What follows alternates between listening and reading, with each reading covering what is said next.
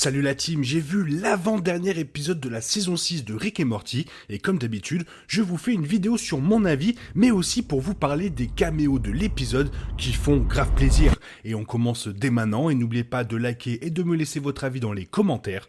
Let's go! Petit message avant de commencer réellement cette vidéo incroyable, on est plus de 13 000 sur la chaîne, merci énormément à tous ceux qui se sont abonnés, et bonne vidéo! Depuis le début de cette seconde partie de saison, il semble que la série essaye par tous les moyens de faire du développement de personnages. La dernière fois, c'est le Pipi qui a aidé Rick à apprendre l'altruisme et à éviter les conflits inutiles. Cette fois, la suite logique est plus gore que le Pipi, couper la saucisse. Par saucisse, bien sûr, je veux dire... Enfin, vous voyez quoi.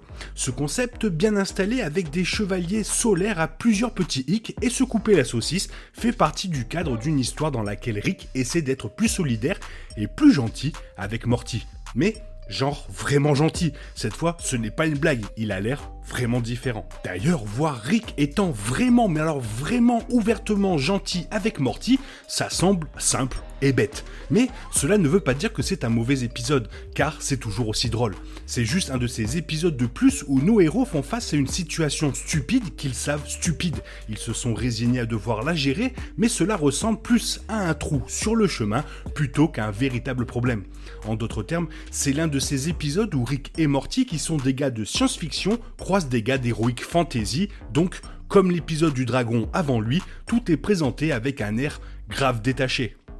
L'épisode précédent a peut-être sombré dans des profondeurs stupides avec son intrigue centrée sur la pisse, mais il a également réussi à mettre en place une scène effectivement sombre et triste avec le suicide de Peacemaster. En revanche, ce nouvel épisode n'essaie jamais vraiment de s'élever au-dessus de son ton désinvolte. Rick et Morty trouvent ces mecs fantastiques stupides et leur cérémonie de coupage de saucisses ennuyeuse, et l'épisode semble les considérer de cette façon aussi du début jusqu'à la fin. Ironiquement, les enjeux sont nettement plus élevés dans cet épisode par rapport au dernier, car il s'avère que cette dépendance au détachement de la saucisse est liée à l'équilibre global du système solaire. Pourtant, tout est présenté comme un truc faisant beaucoup de bruit pour rien. L'épisode ne s'écarte jamais de son ton loufoque et ne tente aucunement l'un de ces coups de poing émotionnels pour lesquels la série est parfois connue. L'histoire parvient à monter un tout petit peu en tension tout au long en subvertissant nos attentes. Morty remplace le public en se demandant à divers moments pourquoi Rick fait cela. Il évoque même la configuration de la cuve d'acide.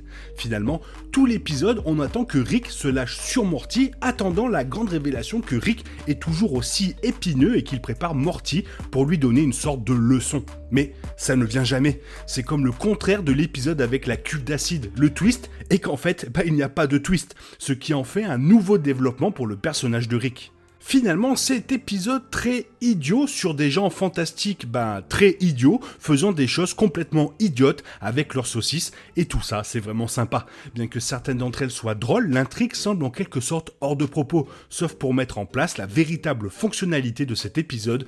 Rick dit qu'il va essayer d'être plus gentil avec Morty, et cette fois c'est pour de vrai. Bien que la série l'ait perdu de vue pendant un certain temps, cette version de Rick a toujours été présente. Par exemple, il y a bien longtemps dans la première saison, Morty, contre la volonté de Rick, se lance dans une aventure fantastique, mais Rick l'aide sans le juger pour cela. Cet avant-dernier épisode de saison n'est peut-être pas à la hauteur de cet épisode emblématique, mais il fonctionne toujours bien comme une pièce d'accompagnement tardive. Et en fait, le côté vraiment sympa, ce sont les caméos de l'épisode avec deux grosses têtes d'affiche. Et oui, car cet épisode a reçu 5 grands caméos. Le premier, David Mitchell. David Mitchell est l'une des 3 stars du Peep Show qui apparaissent dans l'épisode 9. Peep Show est l'une des sitcoms les plus appréciées de Grande-Bretagne, ce qui en fait une source incroyablement appropriée pour le casting invité de l'épisode fantastique arthurien de Rick et Morty. Les 3 acteurs jouent tous à la hauteur de leur homologue du Peep Show, partageant plusieurs traits de caractère similaires.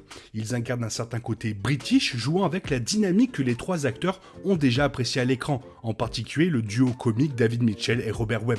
Le casting de ce trio joue également sur la méta-sensibilisation de Rick et Morty à la construction de la série. David Mitchell joue le chevalier du soleil blond et moustachu que Morty rencontre pour la première fois dans l'épisode en faisant la queue au stand de nourriture. Comme le personnage de Mark, le chevalier est pointilleux et semble être l'administrateur du clan. Il est également l'un des chevaliers les plus en vue de l'épisode et est chargé d'expliquer que Morty doit lui couper la saucisse. Le second est Robert Webb qui joue Jez dans Peep Show, qui exprime le petit chevalier aux cheveux roux et à la barbe. Son apparence est très similaire à celle de Gimli du Seigneur des Anneaux, fusionnant le visage fantastique classique avec l'énigmatique côté british de Webb. Ce chevalier est très similaire au Jez de Webb, en particulier lorsque les chevaliers languissent dans le repère de la drogue, accro à l'héroïne. Le chevalier de Webb est le premier du clan à souligner la nature manipulatrice de Rick et sa livraison de la ligne Dr. Feelgood et du pur Jez dans Peep Show. Et le troisième caméo est Mad King qui est célèbre pour son personnage décalé du Peep Show, Super Hens, connu pour vivre une existence plutôt fantastique dans la vision autrement terne et banale de la Grande-Bretagne du Peep Show. Super Hens est l'un des personnages les plus durables de la culture britannique. Le personnage de King, dans Rick et Morty, subvertit cela. La scène de l'héroïne fait spécifiquement référence à la consommation de drogue de Super Hens et est la référence la plus flagrante au Peep Show, très évocatrice d'un épisode croisé de Rick et Morty. Et le quatrième caméo n'est autre que Daniel Radcliffe, un fan de longue date de Rick et Morty et la star de la franchise Harry Potter. Et est bien choisi dans le jeu fantastique sur le thème britannique de cet épisode. Le chevalier du soleil sans nom, plutôt rond, a de longs cheveux bruns et une barbe assortie. Son rôle parmi les chevaliers est celui de gardien de la tradition, expliquant leur histoire, leur tradition et leurs coutumes tout du long. Radcliffe livre la plus grande blague de l'épisode, expliquant comment Rick et Morty se sont sacrifiés dans la fosse de lave. Le personnage ne se rend pas compte qu'il répète des moments de la scène classique de la cuve à acide du duo, l'une des blagues les plus drôles du canon de Rick et Morty. Et le dernier est peut-être la plus grande star invitée à apparaître dans Rick et Morty, c'est Jack Black, qui joue Lydor, chef des vicomtes de Vénus. Lydor est l'un des principaux agresseurs de la guerre solaire. Vêtu de longues robes sombres avec un visage décharné encadré de cheveux noirs et ternes, Lydor est une combinaison de plusieurs méchants fantastiques, dont Loki et le professeur Rogue. Bien qu'il se délecte initialement de la guerre, Lydor accepte facilement sa conclusion, contrairement aux autres méchants de Rick et Morty. Lydor supervisera plus tard la cérémonie du découpage de la saucisse du roi.